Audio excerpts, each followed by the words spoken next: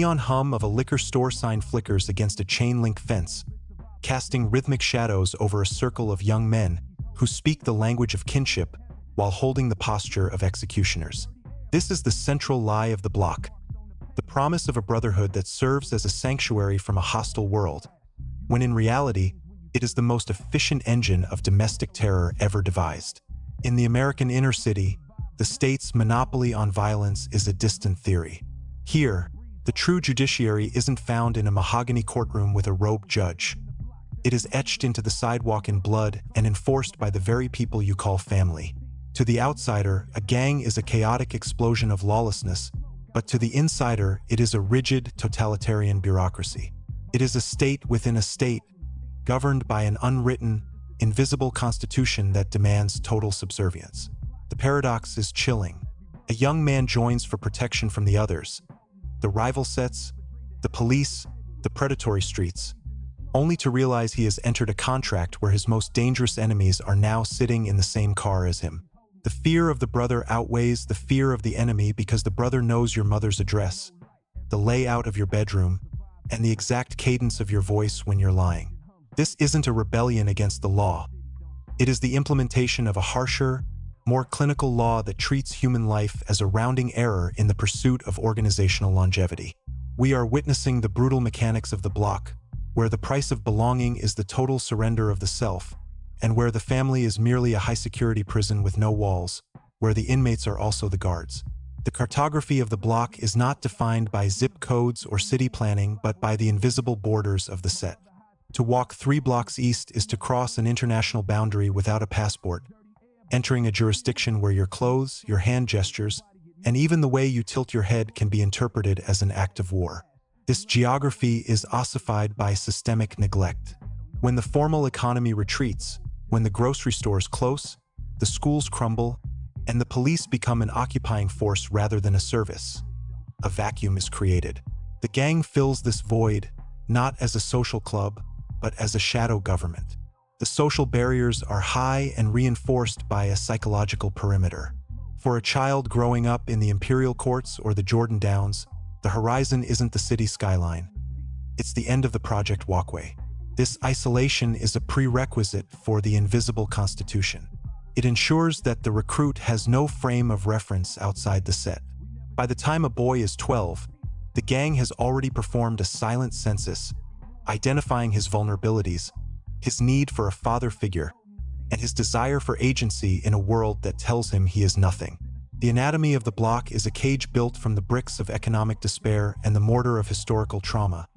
And once the gate is closed, the only way out is through the judiciary of the street. The air in the alley behind a South Central housing project is thick with the smell of damp concrete and cheap exhaust. A 14-year-old boy, barely 5'6", stands in the center of a circle. His pulse is a frantic bird trapped in his chest. Around him are 6 men, their faces obscured by the shadows of their hoodies. There is no shouting, no cinematic posturing. This is a clinical procedure. Stopwatch clicks. For 31 seconds, the world turns into a blur of fists and boots. This is the jump-in, specifically the ritual for many blood sets under the Pyru Alliance. The number 31 isn't arbitrary. It is a numerical cipher for the letters B and A, the foundational pillars of the set's identity. But the physics of the beating are secondary to the psychology of the trauma. This is a forensic stress test. The organization isn't looking for a boxer. They are looking for a vessel that won't leak. If the boy tries to run, if he screams for his mother, if he covers his face and begs, the contract is voided. They are testing for the heart, the ability to endure pain inflicted by your own brothers without resentment. It is a ritual of radical submission.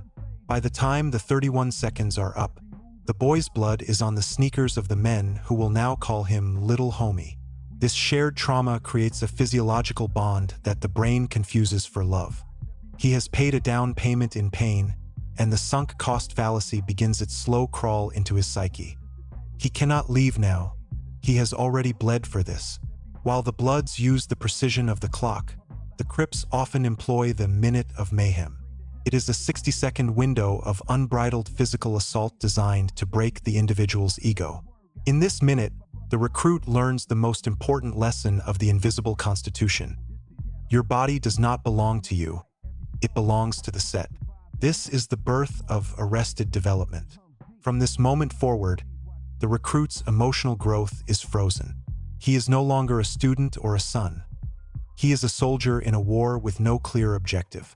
The systemic brilliance of the jump-in lies in its ability to mimic the rites of passage found in ancient cultures, but stripped of their spiritual guidance and replaced with a demand for total loyalty to a criminal enterprise. The boy is told he is now a man, but in reality he has been reduced to a tool. He is now a participant in a grand delusion, believing he has found a family when he has actually been recruited into a paramilitary unit that views him as an expendable asset. Mrs. Wallace watches from behind her reinforced screen door 3 houses down. She has lived on this block for 40 years. She saw these boys when they were toddlers playing with plastic trucks in the dirt. Now, she turns the volume up on her television to drown out the sounds of the initiation. She is a non-player, a ghost in her own neighborhood. Her existence is defined by the collateral lens. She knows that to call the police is to sign a death warrant, not just for herself, but for her grandson who walks to the bus stop every morning. She pays the silence tax. The invisible constitution doesn't just govern the members. It exerts a gravitational pull on everyone within its radius. Mrs. Wallace is a prisoner of a war she never declared, living under a judiciary that offers no appeals. She sees the boy stumble out of the alley, his lips split, his eyes swelling shut, and she feels a hollow ache in her chest. She knows that in 6 months, that boy will be the one holding the stopwatch for the next child. The cycle is self-sustaining, a perpetual motion machine fueled by the very blood it spills. The judiciary moves from the alley to the line. In the gang's legal system, the DP, or disciplinary practice, is the equivalent of a court-martial. It is here that the facade of unconditional love truly evaporates. A member has missed a meeting, or perhaps he was seen talking to a girl from a rival territory. Or, most commonly, he has been dipping in the bag, using the product he was supposed to sell. The DP is a sanctioned beating, often delivered by his closest friends. It is a cold, bureaucratic event. The offender is told to get on the line, meaning he must stand with his hands down and take a specified number of hits. If he fights back, the punishment is doubled or upgraded to a green light. The DP serves as a constant reminder that the individual is always under surveillance. It creates a state of internal terror. The member is more afraid of his big homie than he is of a drive-by. This internal policing ensures that the set remains a cohesive unit, even as its members are slowly destroyed from within. It is a clinical process of dehumanization, where the victim is forced to thank his attackers for the correction. The no-snitching doctrine is the apex of the invisible constitution's legal power. It is not just a street rule. It is a global jurisdictional reach facilitated by the Prison Street pipeline. When a member is arrested, the gang's authority doesn't end at the precinct door. The kite, a tiny, handwritten note smuggled through the prison system, is the gang's telegram. If a man points a finger in a courtroom in Compton, a kite arrives at a cell block in Pelican Bay within days. The order to delete the informant is issued with the cold efficiency of a corporate layoff. This is why the green light is the most feared sentence in the underworld. There is no place on earth to hide from a green light. The gang leverages the state's own infrastructure, the prison system, to enforce its laws. The inmate who delivers the shank is the same brother who stood in the circle during the jump-in. The betrayal is total. The state offers witness protection, but the gang offers the certainty of a reach that spans across concrete walls and barbed wire. This is the green light mechanics, a death sentence that turns every shadow into a potential executioner. Consider the shop owner, Mr. Nguyen, who runs the corner market. He sees the kites being passed in the form of subtle handoffs near his register. He sees the young men who are under the gun, their faces tight with a fear they can't express. He knows that the no-snitching rule applies to him too, even though he never took a jump-in. If he reports a robbery, his windows will be shattered. If he testifies, his shop will be burned.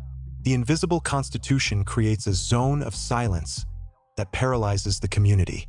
The police wonder why no one comes forward, why the streets are silent after a shooting. It's not a lack of civic duty. It's a rational calculation of survival. The gang's judiciary is immediate, local, and absolute. The state's judiciary is slow, distant, and negotiable. In the math of the block, the gang always wins.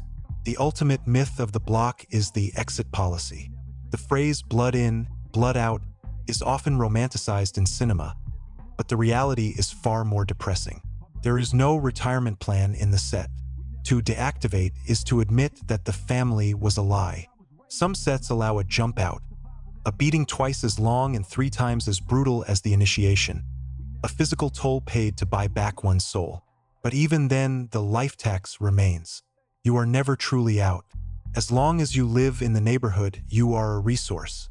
You can be called upon for favors, or you can be taxed for your success if you manage to find a legitimate job. The sunk cost fallacy is the primary engine of entrapment. A man in his 30s, with 2 children and a job at a warehouse, still finds himself drawn to the set because he has invested 15 years of his life into it. To leave is to acknowledge that those 15 years were a waste, that the brothers he bled for don't actually care about him. Most choose the lie. They stay active until the law or a bullet makes the decision for them. The gang isn't a family. It's a cult that uses the aesthetics of the street to mask its true nature as a meat grinder. The unifying theory of the block is that the machine cannot be stopped because it is perfectly adapted to the environment that created it. As long as there is an underclass denied access to the formal Constitution of the United States, they will create their own invisible constitution. The brutality of the gang is a mirror of the brutality of the poverty that surrounds it. The high-security prison with no walls is a logical response to a world that offers no legitimate path to dignity. The gang offers a twisted version of respect and authority to people who have neither. The tragedy is that this system is cannibalistic. It feeds on the very youth it claims to protect, turning 14-year-olds into old heads by the time they are 20, provided they survive. It is a generational trap where the trauma of the father becomes the initiation of the son. We walk away from the block, but the invisible lines remain. The judiciary continues its silent work in the alleys and the prison yards. The family continues to demand its tithe of blood. This is not just a crime problem. It is a sociological catastrophe, a ghost law that governs millions while the rest of the world looks the other way. The invisible constitution is written in the ink of a kite and the blood of a jump-in. And until the underlying architecture of the block is dismantled, the gavel will continue to fall with a sickening thud on the pavement of our cities. If you found this investigation into the shadow laws of the street insightful, consider subscribing for more deep dives into the hidden mechanics of the underworld. The story of the block is the story of us all. It's just written in a language we're often too afraid to read. The invisible constitution is not merely a local ordinance. It is a transcontinental network of enforcement that relies on the most primitive and effective form of communication, the paper trail of the damned. In the digital age, where every text message is a potential subpoena, the gang has regressed to the kite. This is a microscopic slip of paper, covered in handwriting so small it requires a magnifying glass, folded into a square the size of a fingernail. It is passed through the Prison Street pipeline, traveling from the concrete bowels of a maximum security facility to the hands of a teenager on a corner in North St. Louis or East Oakland. The kite is the executive order of the block. It bypasses the surveillance of the state because it is physical, tactile, and easily swallowed. When a kite arrives, the judiciary has spoken. It might contain a green light on a member who talked to the feds, or it might be a reorganization of the tax structure for the local drug lines.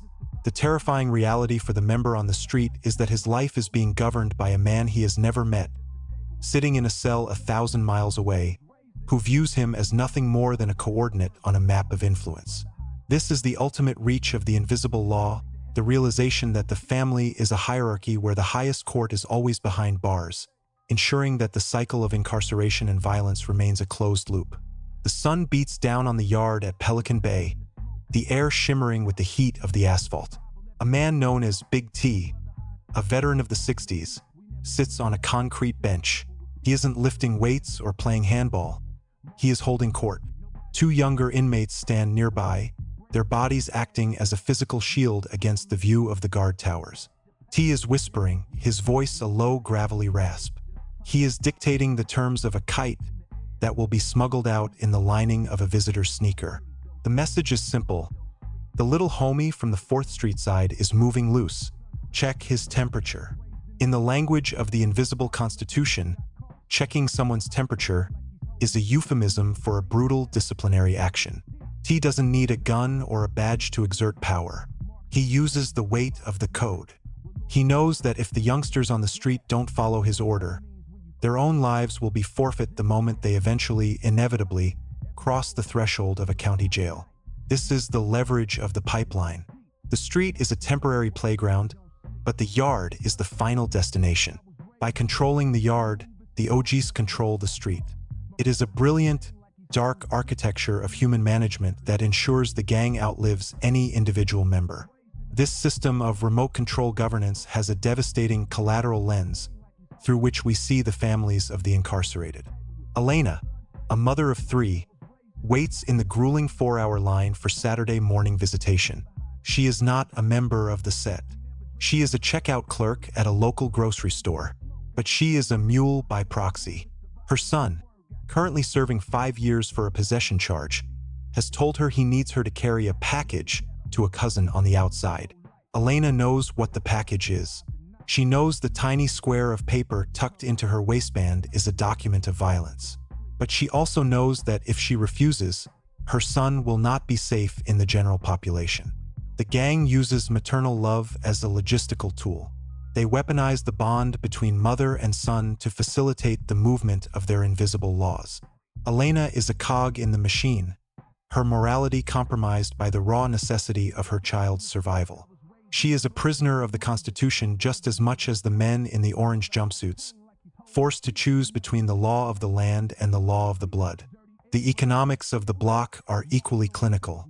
The gang operates as a predatory tax collector. This is the life tax, a system where every transaction within the territory is subject to a percentage. If a member is selling on the line, he doesn't keep the profit. He pays up the chain. This isn't just about greed. It's about ensuring that the individual never accumulates enough capital to leave. If you are always broke, you are always dependent. The disciplinary practice for financial discrepancies is particularly brutal. A member who is short on his count is seen as an embezzler of the state. The punishment isn't a fine, it's a physical audit. We see this play out in a dimly lit basement where a 19-year-old is being corrected for spending drug money on a pair of designer sneakers instead of turning it over to the treasury. The older members don't yell. They speak in the measured tones of middle managers. They explain that the money wasn't his, it belonged to the movement. Then they break his hand with a hammer. It is a calculated, cold-blooded lesson in the priority of the collective over the individual. This is how arrested development is maintained. By destroying the youth's ability to manage his own life, the gang ensures he remains a permanent ward of the set. The jump out is the final, tragic ritual of the invisible Constitution. It is the inversion of the jump in, the moment a man tries to reclaim his life. But in the logic of the block, you cannot simply resign. To leave is to suggest that the set is something that can be walked away from, which undermines the entire myth of the lifelong brotherhood. If a member is allowed to deactivate, he must pay the blood exit. This is a beating that often leaves the victim with permanent neurological damage or physical scarring.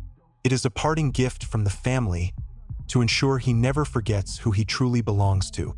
In a desolate parking lot at 3 a.m., a man in his late 20s, who has decided he wants to be a father to his newborn daughter, stands before his former friends. He has asked for his papers, the slang for a sanctioned exit. The beating lasts for 3 minutes, 1 minute for every 5 years he served. As he lies on the oil-stained pavement, his ribs cracked and his vision blurring, the men he called brothers walk away without a word. He is out, but he is broken, and he knows that even now he is never truly free. The code dictates that if the set ever needs him, if the feds ever come knocking, he is still bound by the no snitching doctrine. The life tax is a debt that can only be settled in a coffin. The unifying theory of the block suggests that this machine is not a glitch in the American dream, but a shadow of it.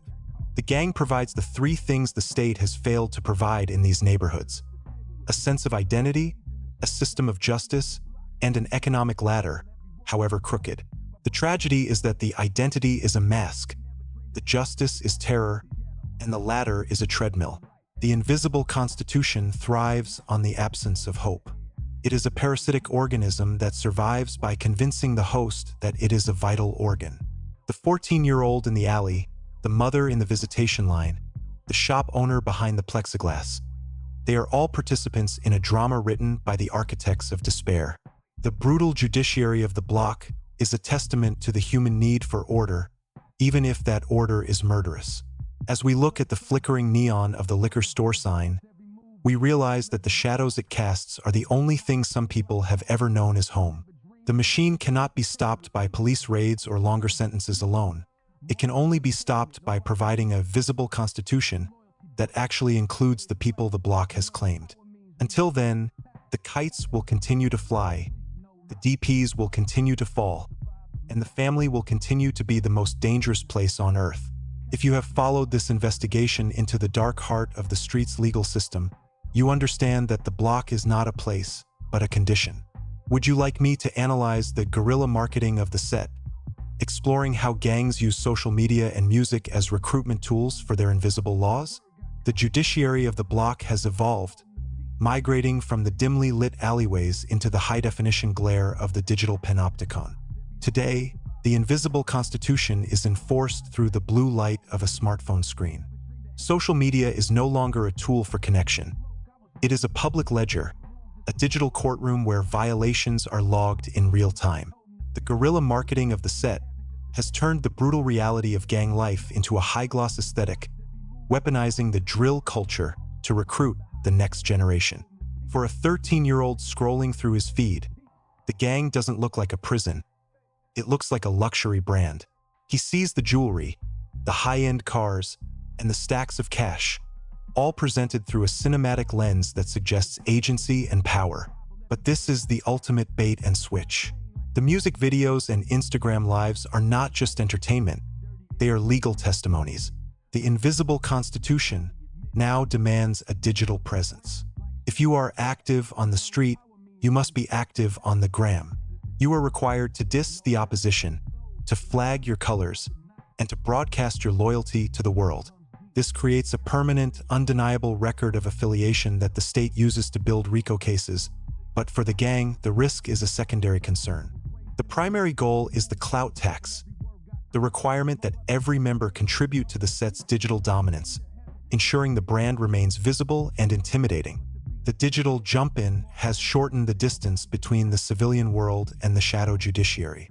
A boy in a suburban bedroom can now witness a DP or a walkthrough of rival territory in 4K resolution. This accessibility creates a digital sunk cost.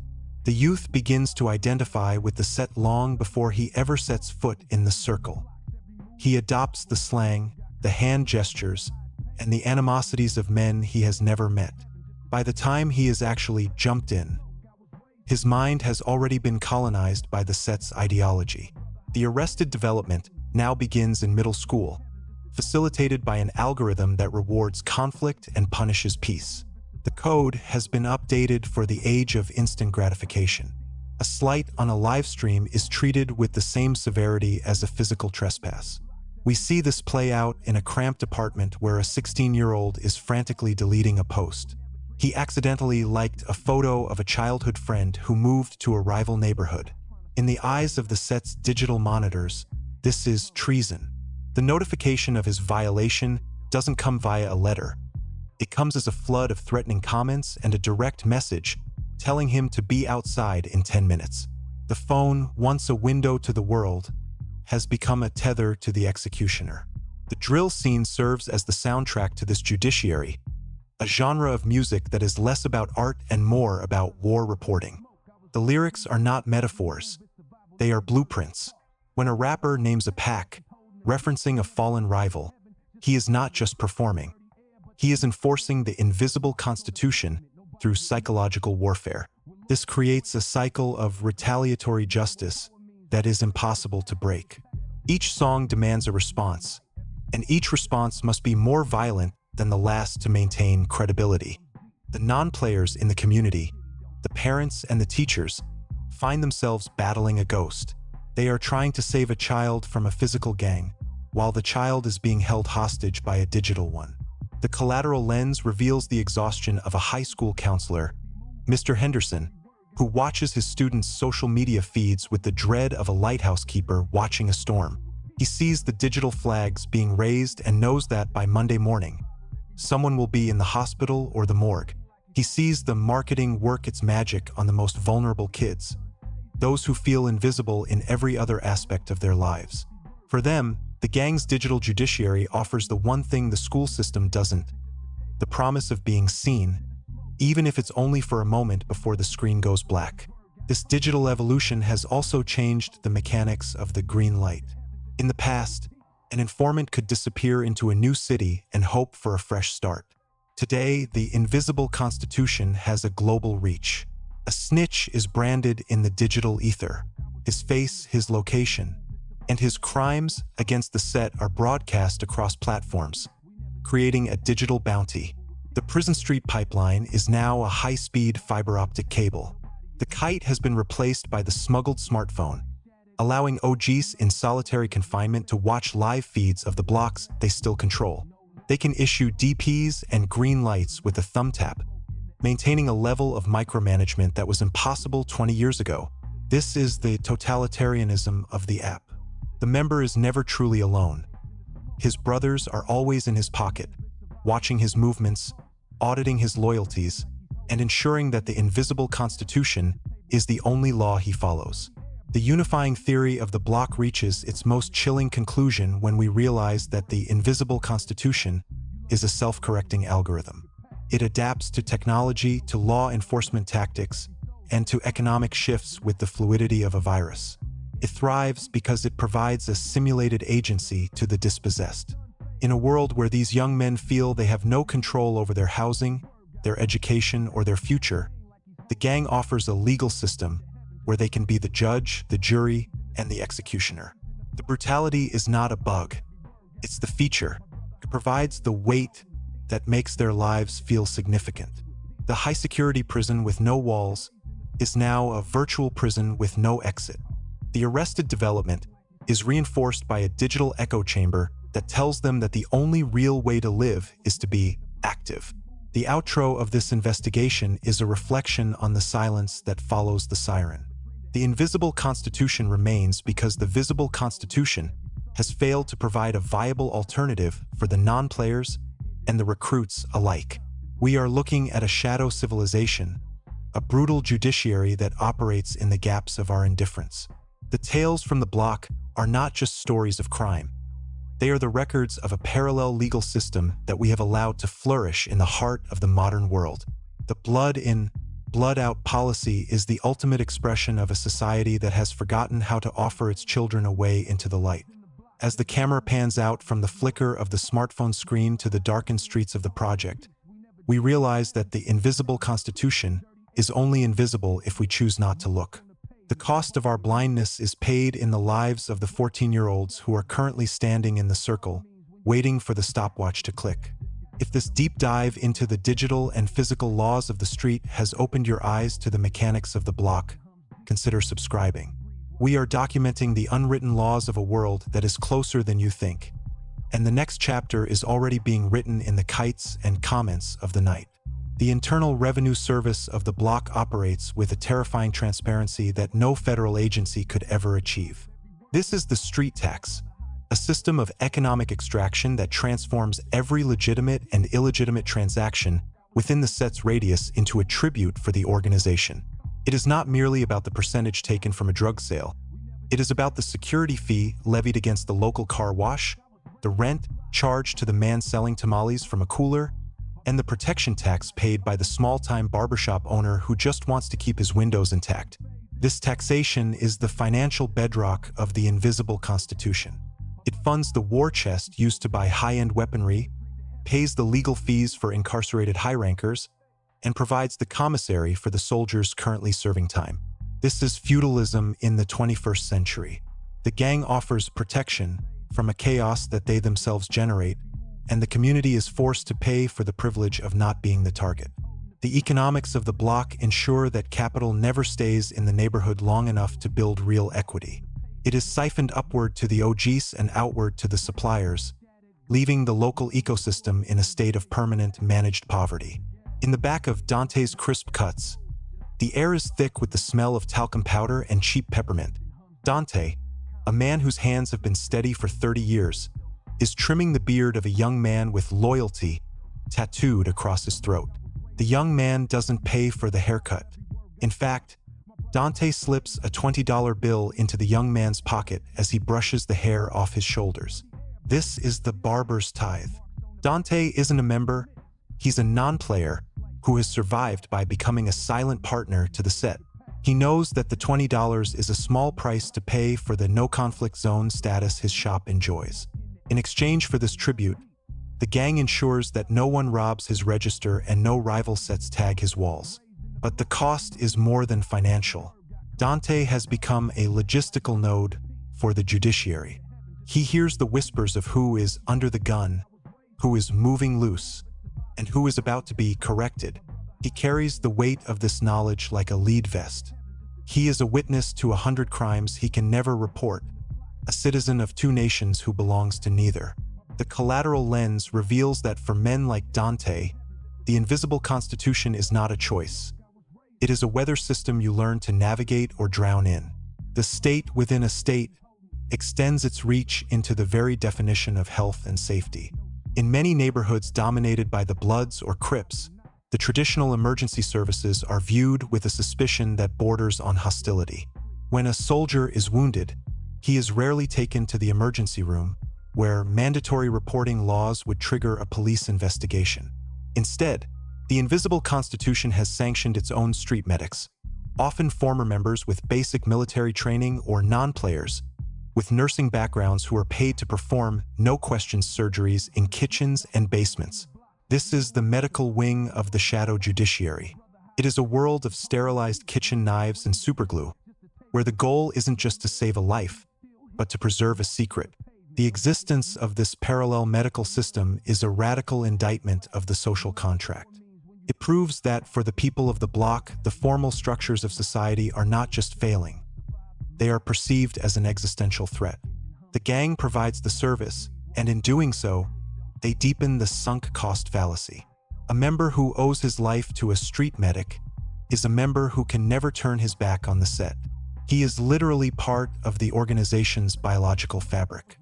The arrested development of the block eventually matures into the statelessness of the elder. When a member reaches his late 40s or 50s, a rarity in a world defined by a high mortality rate, he becomes an OG or original gangster. But the title is often a hollow one.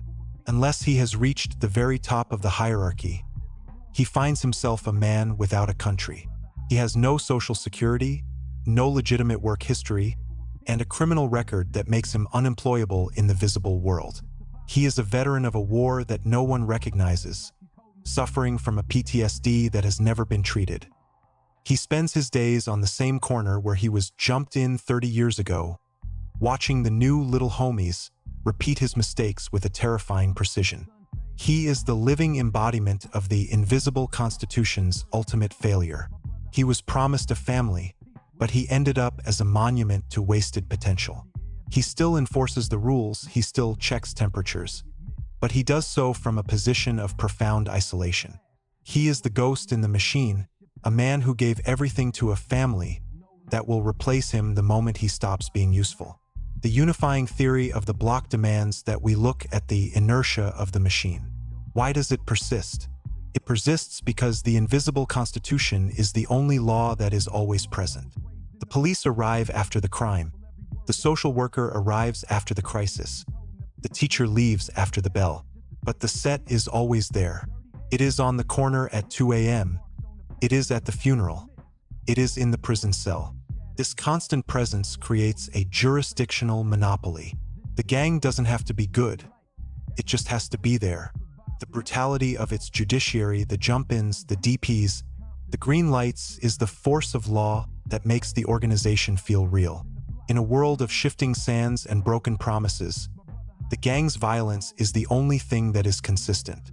This is the dark heart of the Tales from the Block. We are not just looking at a criminal enterprise, we are looking at a survival strategy that has curdled into a suicide pact. The machine cannot be stopped because it has become the environment itself. To destroy the gang, one would have to rebuild the very concept of belonging in the American city. The outro of this investigation is a final, cold look at the ledger. We see the numbers, the billions of dollars in street tax, the thousands of kites smuggled through the mail, the generations of young men deleted by the green light. But the most important number is the one, the single individual who, against all odds, decides to walk away. The invisible Constitution is powerful, but it is not invincible. It relies on the consent of the terrorized. Every time a shop owner refuses to pay the tax, every time a mother refuses to carry a kite, every time a little homie chooses a different path, the ink on the unwritten law begins to fade. But the cost of that defiance is often the ultimate price. As we fade to black on the flickering lights of the project walkway, we are left with the image of a 14-year-old boy. He is standing at the edge of the circle, his heart hammering against his ribs, the stopwatch in the big homie's hand ready to click. He is about to sign the invisible Constitution with his own blood, and the world is watching, silent and complicit. If you have the stomach for the truth behind the headlines, subscribe to Tales from the Block. We will continue to map the geography of the shadow state, one block, one kite, and one life at a time. The judiciary of the street is in session, and the verdict is always the same. Once you're in, you're in. The only question is how you'll eventually get out.